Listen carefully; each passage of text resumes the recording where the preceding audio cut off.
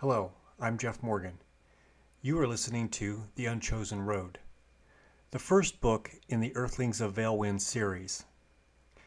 This is an authorized recording.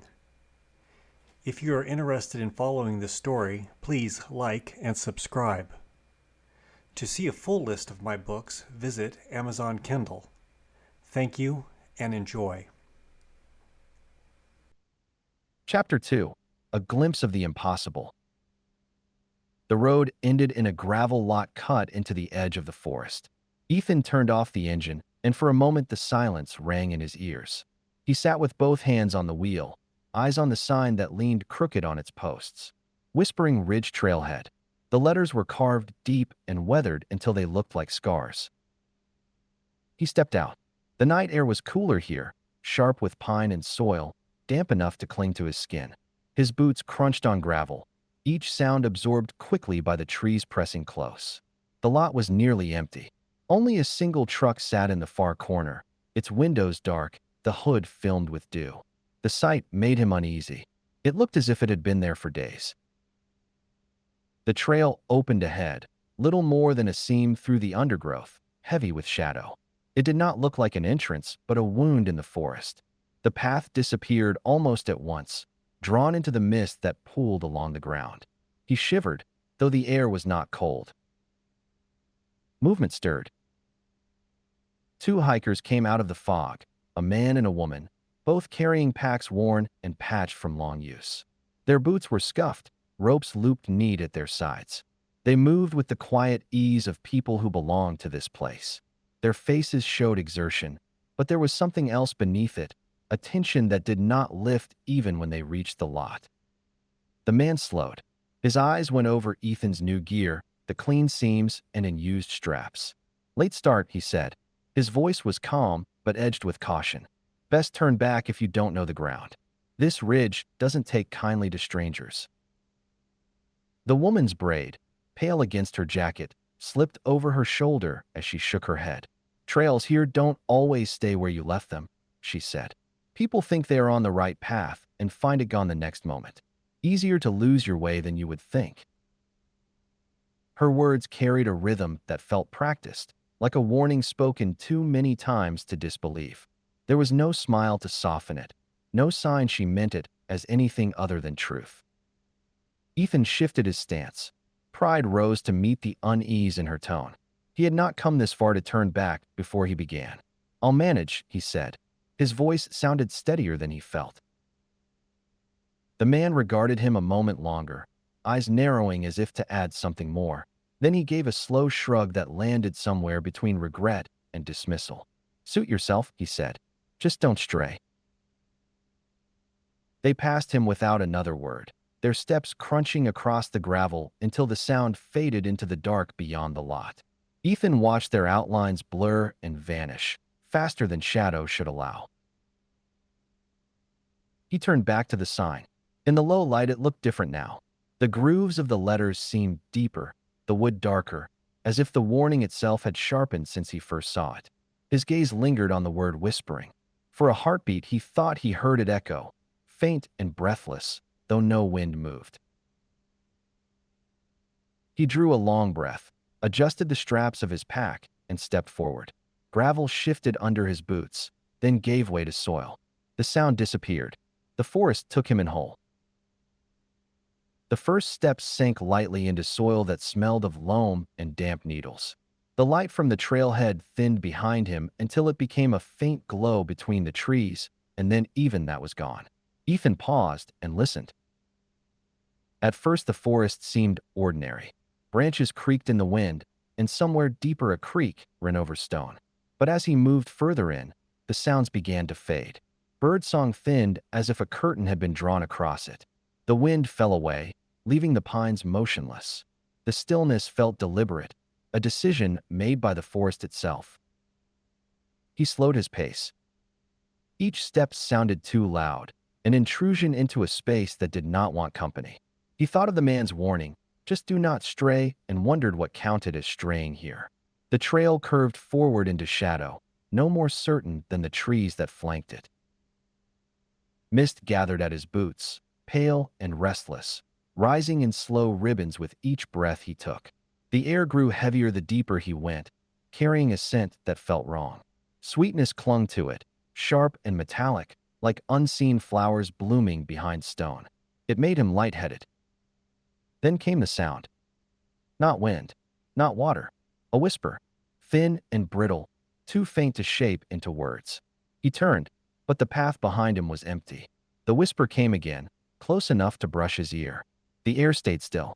The hair on his arms lifted. The sense of presence pressed close, but left no body to find. He drew a steady breath and stepped forward. The quiet deepened. It was not the quiet of peace, but of waiting. The forest around him felt less like ground and tree now, more like the edge of something larger. The path narrowed between two leaning trunks. Their bark was twisted into patterns that looked, in the dim light, like faces softened by time. He reached out and touched one. His fingers met only rough bark, but the feeling lingered that eyes had watched him all along. When the whisper returned, it rose from the trees themselves. The sound was shaped of syllables blurred by age, a language half remembered by the earth. He felt it move through him rather than into him, a warning that spoke to the bones instead of the ears. He walked faster, though he did not know what urged him on. The trail bent and tightened. The air thickened until it felt layered, as if the world itself was folding around him. A drop of water struck his sleeve from above, though the canopy overhead was dry. The smell of soil deepened, sweetened, and began to turn toward decay. He resisted the pull to look back. Some part of him understood that if he turned, he would see what should not be seen. The whispers thinned but did not stop. They slipped along the edges of his thoughts, pulling them into threads. Then he noticed what was missing. No insects, no wing beats, no rustle of life in the brush. Only his own breath and the soft drag of his boots. The quiet was not emptiness. It was attention. The forest was listening. He stopped. His heart thudded once, then again.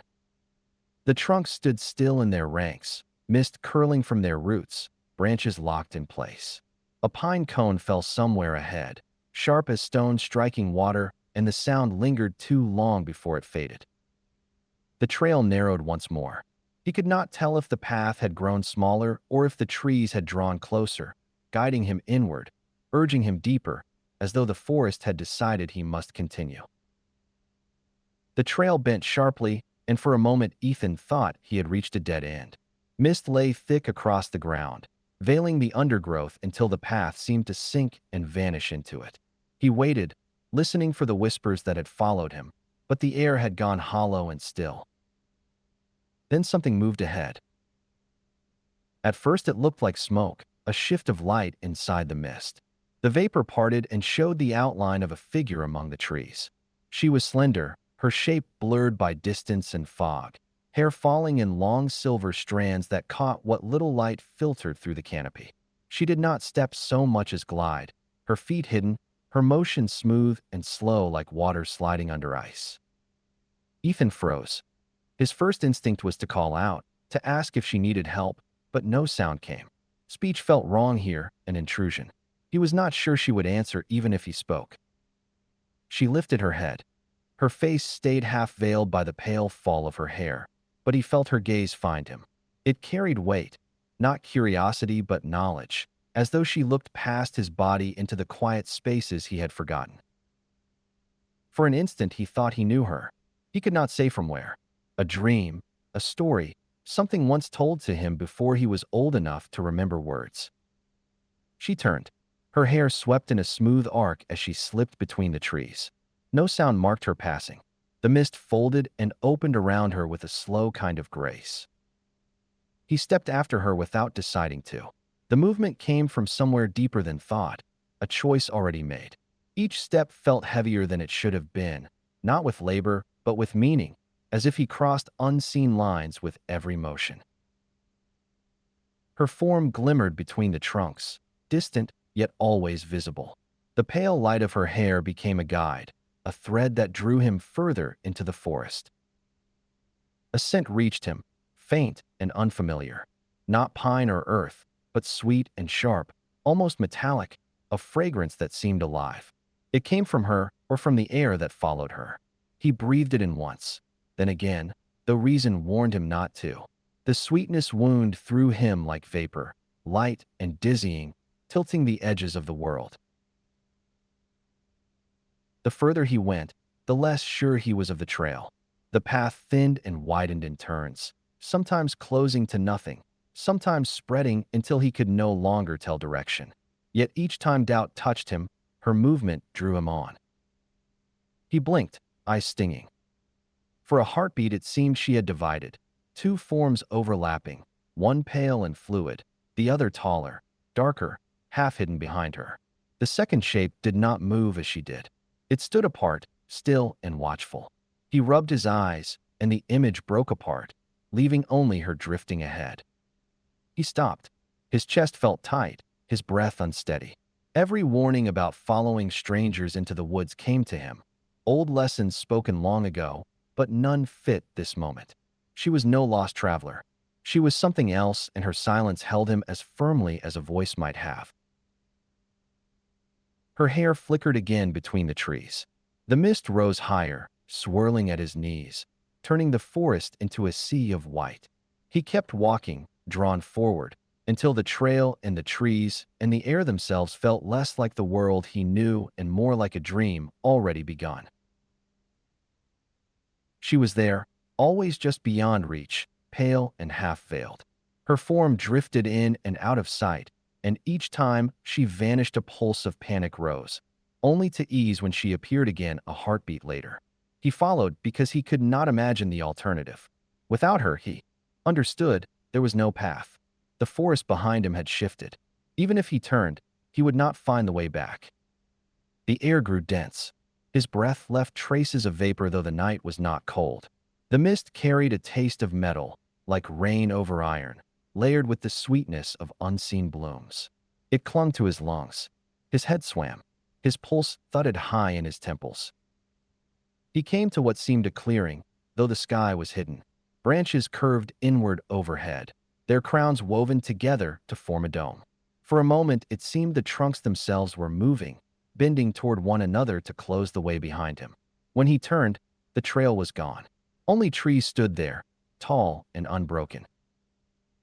He stepped forward, gripping the straps of his pack. The soil beneath his boots felt soft, springing back like something alive. Each footfall sounded different, some muffled, some echoing, as if the ground shifted between earth and stone with every step. The forest played tricks with sound, a place rearranging itself to test him. The nymph appeared again through the fog. Her hair glimmered silver, her motion fluid, like a swimmer beneath still water. She raised one arm. Her hand hung open at her side, palm turned outward. The gesture was slight, but it caught him. His chest tightened, as if a thread ran from her palm straight to his ribs. He followed. His steps quickened even as the air thickened around him. A sound rose through the mist, faint but near, a dragging that matched his pace. Not leaves, not branches, something else. He stopped. The sound stopped. Ahead, the nymph had turned her head slightly toward him. Her hair shifted as though stirred by a wind that did not touch the trees. Her stillness was a kind of warning. She waited until he stepped forward again, and then she moved too, guiding him deeper. The forest warped as he walked. Shapes folded into one another. Trunks bent into angles that defied their weight. Branches arched in symmetry like ribs above a heart. At times he heard what might have been water, though no stream appeared, only the low hiss of mist sliding along bark. At others he thought the ground was paved with stone, but when he looked down, he saw only roots. Time began to thin. The space between his footsteps stretched. He could not tell if minutes or hours passed. Pockets of warmth and cold traded places around him, as if seasons were shifting in small circles. The forest felt aware now. Every trunk seemed to lean closer, every branch to reach, every root to lift slightly from the soil, as if testing its strength. The silence pressed in, not empty but intent, like breath held in a waiting room. Her shimmer moved farther ahead, dimming and flaring again. He fixed his eyes on it, the only point of certainty left. Some part of him knew that following her was surrender, but stopping felt worse. The thought of standing still filled him with the sense that the forest would close over him completely. He kept walking. The air thickened until it felt like a body around him. The shapes of trees folded and unfolded, shifting as if alive. The path no longer felt like ground, but like movement itself, a corridor of breath and darkness that opened and closed with each step he took. The mist deepened until the forest seemed carved from smoke. Ethan moved forward, following the pale shimmer of the nymph, though each step grew heavier than the one before. His breath rasped in his chest. The air had thickened into something that did not only resist him, but pushed back, as if the forest itself wished to slow his progress. Then the sound returned. Not footsteps or boots, but a slow dragging, long and patient, as though something large pulled itself along the ground. The hairs on his arms lifted. He stopped. The sound continued. It slid closer, moving through the fog with a weight that spoke of great size. His eyes strained against the haze, searching the shifting white. For a moment, he thought he saw a shape among the trees, tall beyond reason, limbs bent and uneven like broken branches that still clung to the trunk.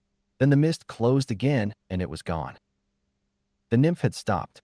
Her figure glowed faintly ahead, a fragile outline against the dark. Though she faced away, her posture had changed. She was not leading him now. She was still, waiting, protecting.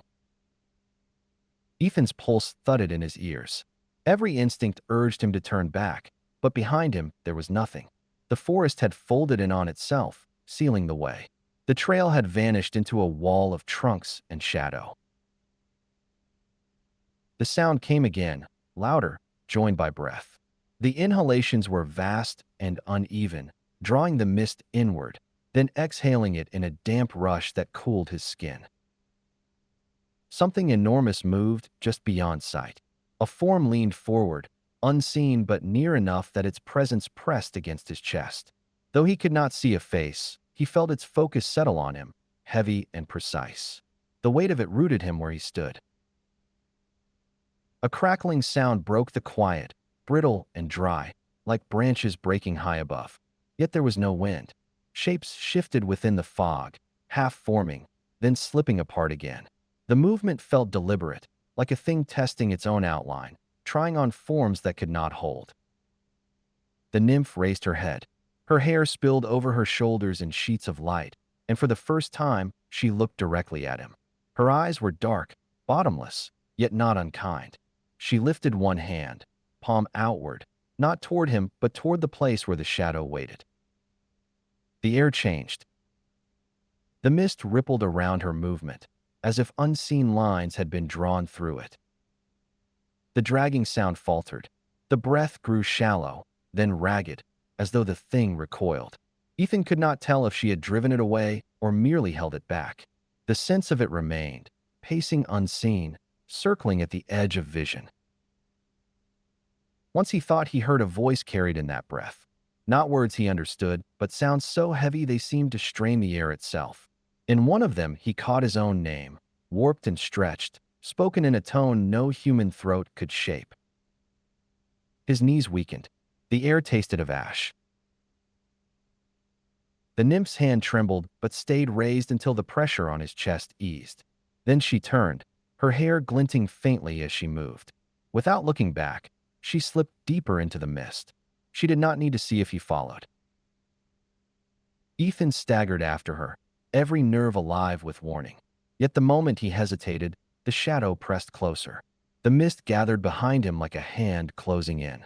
Between the weight of what hunted him and the pull of her light, there was no choice. He followed her into the deepening fog.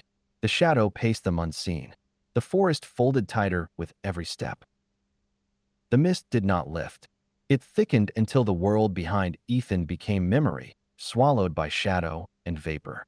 When he turned, there was no path, no signpost, no familiar cut of trail or mark on bark. Only walls of trees leaned inward, their trunks slick and dark as though they had just risen from the soil. He tested it. 3 steps back the way he thought he had come. The trees stood closer than they should have. Their roots crossed the ground like ribs. The air cooled until his breath came in clouds. He pressed forward another step, and a branch bent low, scraping his shoulder. Another, and the air thickened, resisting him, as though the forest itself did not intend to let him leave. A knot rose in his throat. Panic urged him to push harder, to claw toward open space. But what settled over him was more final than resistance. The forest had closed. What lay behind was gone. The nymph waited ahead, her pale shape softened by fog. She lifted her hand slightly, not beckoning, only holding it steady, a reminder of the one direction that remained. Ethan shook his head once, searching for another way. He could not trust her, this silent figure who moved without sound, who had led him deeper with no promise of return.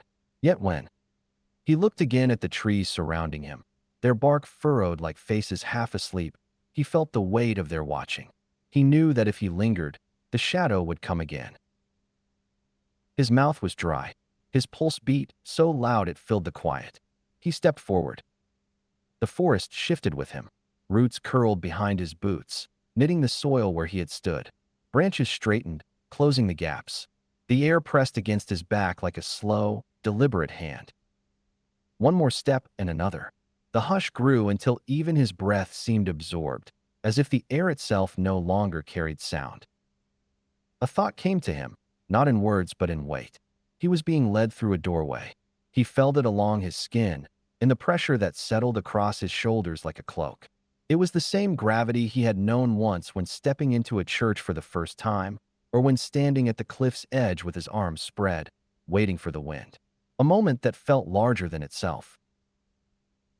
The nymph moved ahead, her light dimming and brightening as the mist swirled. Ethan followed, and with each step the world behind seemed to strip away, layer by layer. Keys, emails, fluorescent light, the repetition of mornings. All of it fell from him like dust. He looked back once. The forest was gone. The trunks had arched together to form a gate, and beyond them lay no road, no city, no sky. Only darkness without depth. His stomach tightened at the sight. The meaning was clear. The way back had been undone. The nymph raised her head. Though she made no sound, the silence around her seemed to speak. He had crossed. Whatever he had been, whatever he had left, now belonged to another world. Ethan stepped closer to her faint light. The hush deepened, wrapping him completely. He did not know where the path led, only that it would not lead home. The next chapter of this novel will be posted on my YouTube channel. My other books are available on Amazon Kindle. Thank you.